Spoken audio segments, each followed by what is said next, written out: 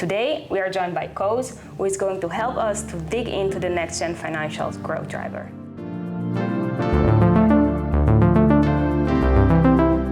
So Koos, what are the most important trends and players that you observe in the fintech land today?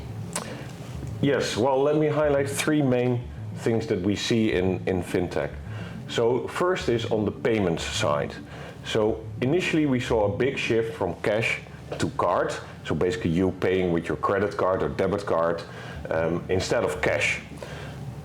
Right now we still see that move, but that move is overtaken by another move, moving into digital wallets. Basically you paying by your phone or by paying with your digital wallet online. Alongside, we have seen a shift towards embedded finance and embedded payments. Next on that agenda is probably the move to agentic payments or agentic commerce, where basically the chatbots or the AI agent is doing the payment and also the transaction for you. Secondly, we have seen a big shift in neobanks and especially profitability of neobanks. Initially we saw a lot of growth in the number of users of neobanks, and right now and over the past few years we've seen a big shift in terms of profitability. And that is not only driven by more fee income, but it's also driven by more interest income. One thing is of course that interest rates have gone higher, so that increases the interest revenue for neobanks and for banks in general. And the other part is that they have found their niche in, for example, providing credit to the underserved, and both in emerging markets as well as developed markets. Finally, and that's a trend where I am also very excited about, that's digital assets. So initially this was all about the growth in cryptocurrencies, and right now with the launch of stable coins, basically tokenized US dollars or tokenized euros, we've seen a big shift together with a regulatory environment that is improving, and we're seeing a shift to tokenizing of, for example, equities or tokenization of repurchase agreements, so between banks. And that brings the whole blockchain and the underlying technology into the real world, or what we call real world assets. And that is really exciting. Well, technology is doing the heavy lifting here. The question is, should we expect actually new players coming into to play a role into this space, or actually incumbents adjusting their business model and find their sweet spot, let's say, in this environment around them that is changing so fast? Yeah. I guess the answer is a bit of both. So what we have seen is, for example, in payments, an evolvement, right? Where we saw an evolvement from traditional merchant acquirers into e-commerce platforms.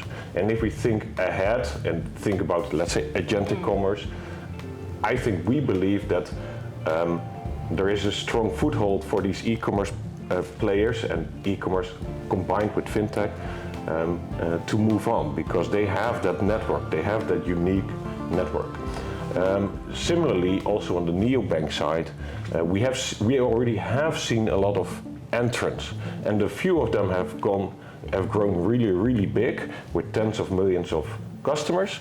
And well, we would expect these companies to grow their portfolio and their book of business within those customers and that customer base. If we think about digital assets, I guess we're really in only the first innings of what we see there. So we have a few incumbent players, but it's still a very narrow market in terms of companies.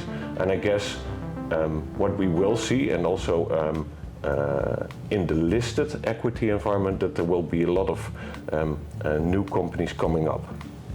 So Koos, why is now the right time to invest into this space? I guess two things. First is, and I guess that's a very important one, is the underlying growth. That has been strong for the past few years, and we would expect that to be very strong for the next few years to come, because of the amount of, for example, in payments, the amount of transactions, it's still growing, especially the move to e-commerce side is still undergoing. And important to note there that we have seen an increase or an acceleration in that growth number. And that makes me really excited because it confirms our belief that the trend is still intact. And the other point on why now is, I guess, it's the capital markets. So whether we look at private funding of fintechs and of new fintech companies, that's accelerating again. If we look at mergers and acquisitions, we see, well, quite a few over the past few months and actually years. And also the IPO market has opened up again, so we see our universe actually expanding again, and that really makes me excited because it tells you that there is demand for fintech and that trend is still ongoing. Well, the urgency is there, that's pretty clear to me. Yeah. And the democratization of finance is entering a new phase where, of course, technology is taking the lead, but also creating a whole new range of opportunities for payment, investing, lending companies and beyond, at a pace that we've never seen before.